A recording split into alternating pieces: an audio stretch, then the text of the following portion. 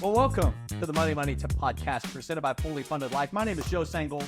We are fired up to help you. Yes, you live your fully funded life. I'm joined as always by my co-host, Megan Hibbard. Are you fired up today? Fired up. Now, this is Monday. Happy Monday. Woo, it is Monday. This is a topic that we're going to bring to you today that I feel like I should just like opt out of and you should deliver it. I'm a little nervous about this. You all can give me feedback through comments or whatever on whether or not I was helpful in any way with this. But tell everybody what we're going to talk about in episode number 301. 301. Yep. All right. So today we are talking about budgeting tips for moms. If you're a mom, I got you. If you're not a mom, these are still great tips. Budgeting tips for moms. And I'm a part of this. It's funny because when I saw the title, I asked our producer, I was like, so is Joe writing that one? He was like, nope, that one's all you. So you got to write this. So I am going to be the fly on the wall. Yep. Providing snide comments and some jokes. Maybe your mama jokes. You think that'd be good? Your mama? I guess. Yeah. All right. No, we're going to give some tips. Yep. So for moms, right? Yep. For moms. You're a mom? I am. I'm a mom of 3. All of mine are under 5. Yes. So I guess I have a 5-year-old and then he just turned 5, which is wild. Should we show a picture of your family? Yeah, we can. Let's put up a picture of your family here. Yes. Maybe have some violin music. Yeah. And then I have twin boys. They will be 2 in April. Wild. That is crazy. Yeah. They're going to be 2. Yep. So let's give you some tips. So moms, here's one thing I'll know before you dive into the tips. Yeah. You are incredible. You are able to multitask at levels that guys literally cannot comprehend. We do not know how you do it, that you can do 35 different things and get them all done with such excellence. So we're going to try to help one of those things be excellent manager of money. Mm-hmm. Go. Yep. Okay, so the first tip I have is when you're creating a budget, make sure you're creating a realistic budget. So I feel like a lot of times moms, because we try to do it all, a lot of times we're not, you're like, okay, well, I can go to the grocery store and I can get everything I want for $100 and you're feeding a family of 5. It's just not realistic. Like, it's not going to happen. And so I feel like when you're creating a budget, being realistic with your budget, trying to think through all of the things. And I feel like having a note on your phone, having a notepad by your bed, having a notebook somewhere where as you're creating this budget, you're able to write, oh, okay, this month is this person's birthday. I need to make sure I include that in. Okay, this kid has this activity at school. And you're writing stuff down so you're able to remember it as you're creating this realistic budget. But also make sure you give yourself grace. Like, I feel like moms are the worst about giving ourselves grace because we feel like we should be able to do it all and we can do it all. And so we must do it all. Well, yeah, but also there needs to be grace involved in that too. And also with creating that realistic budget, another thing, like extra little tip for you when you're going to the grocery store, if you're able, leave the kids at home. If you're not able, then take them with you. Leave them at home with care. With somebody else. With adult care. Yes, that'd be great. But leave them at home and then also make a list and stick to it. Because I know if those 2 things don't occur and you take your kids and you do not have a list, extra things always appear in the shopping cart. So let me talk about that for a second, because I observe this now. Mm-hmm. When I go to Walmart, when I go to Publix, when I go to any grocery store, they have the drive up pickup system. Yes. So how would you say that benefits moms? Like my thought is the reason that's beneficial is, number one, you're not having to drag your kids in the store. Mm-hmm. So the impulsiveness doesn't show up. Yep. It forces some meal planning and list building, mm-hmm. but you pre-purchased it and you should know the cost. Right. Yeah. Do you do that these days? So when I was pregnant with the twins and then right after we had them, we did Instacart. So we always had groceries delivered. I never went to the grocery store. It was amazing. But a couple of things that I didn't like about it is the person buying your groceries is not always the best at produce and like looking at your fruits and your veggies to see like, okay, this one has mold in it, which Instacart is really great. You can say like, this item wasn't great, I need a refund, and they give you a refund. So like that part's really, really great. But then me as a saver, I hated spending the extra money. Yeah. Because I could tell there is additional cost, obviously, with Instacart, but fees and tipping and all that kind of stuff that we got to the point where we were like, it's not worth it. It's time to go back and we can make a way to make it happen. But it is an option. It's a great option. And a lot of like Walmart has like great pickup, like, you have Target. to tip them? No. Well, so like I'll do Walmart or Target pickup where we do this for our fishing trip in Minnesota. Yeah. We order all the food for 32 of us at Walmart. Yeah. It's like $950 of groceries, and we load it all in my boat. And I mean and two SUVs. Yeah. And I guess $950 today will fill up like one bag.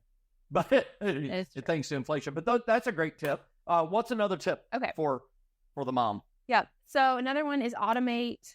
So if you're able to automate bills I think the biggest thing for me is like bills are one thing that you can do, but automating things from when I get paid to going into specific buckets that we have in Ally that I know every month on the first of the month, this is what's going to happen. We're going to have money go from here and we're going to have it go over. So we're going to be funding our vacation. We're going to be funding like all of the like things that we're saving for, or our emergency fund, or we're like all the things are automatically happening and I don't have to think about it, which is amazing as a mom. Do you pay the bills in the household? Jordan pays the bills. Jordan does. Yeah. So you know that he set up the automated part though.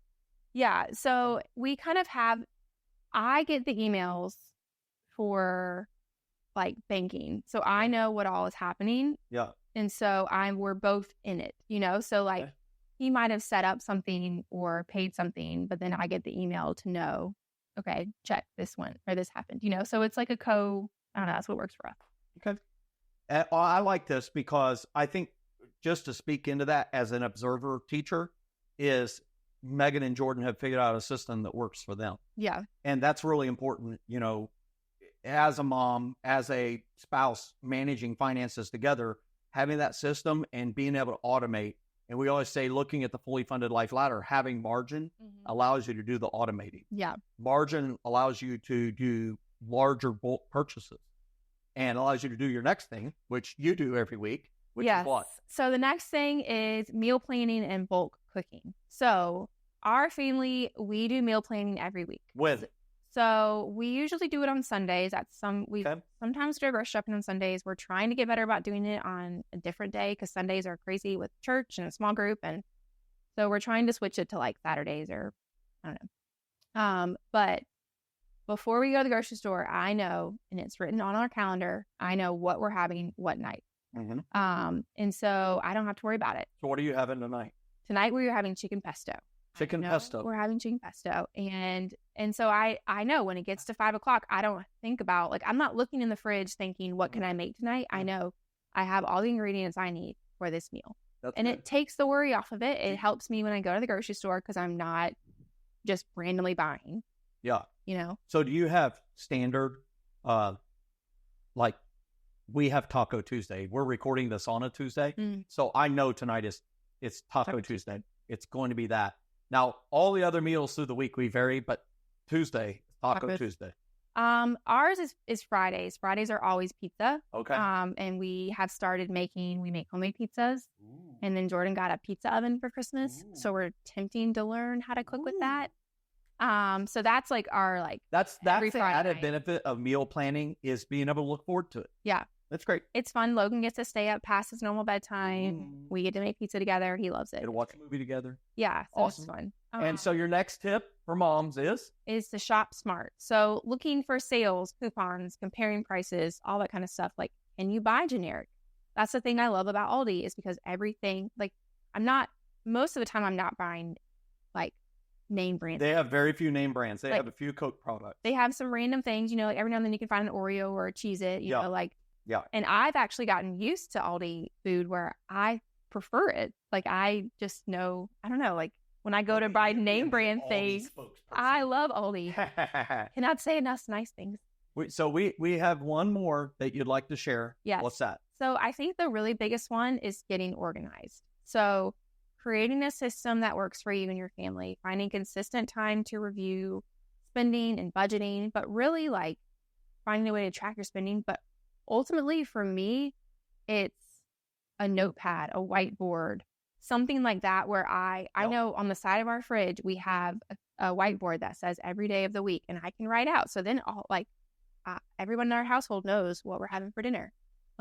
Or we have, there's different things like that where we're having a system that works for us. Yep. Like the way we transfer money, or the way that we save, or the way that we invest, or like all of those things. We've created systems in our marriage. We've been married for almost 10 years, which is wild. Like, it's taken time to create those systems, but we've gotten there where we feel like we have a system that works for our family. And so my system isn't the system that can work for your family. It has to be a system that is, cohesive to your family. I would just speak to that is be adaptable. Yeah. If moms are anything, it is adaptable. Mm-hmm. And so use that powerful skill set that you've learned as you became a mom, and then many of you became moms of multiples, moms of twins. That juggling act is so challenging, and it can have a very, very, very negative effect on your finances and really rob you of the ability to even have hope of a fully funded life. And so our goal, as Megan really put together all these tips, because I am not a mom, I don't think like a mom, that we want to help you as a mother, or if you are a husband, to be able to support mom in being able to manage money in a way and make money decisions in a way that really help you continue to move forward toward your fully funded life. And so we really thank you for watching another episode, listening to another episode of the Money Tip podcast. We encourage you to check out fullyfunded.life for a lot more tips, some tools, and an ability to be able to meet with a coach to help you get a plan so that you can live your fully funded life. Hey, have a great week, everybody, and we'll see you right here next Monday with another Helpful Monday Money Tip. Hey everybody, Joe Sangl here. Thanks so much for watching this video. Hey, I encourage you to click the links that are provided to watch a lot of more helpful content that'll help you live your fully funded life. Thanks for being a part of our community.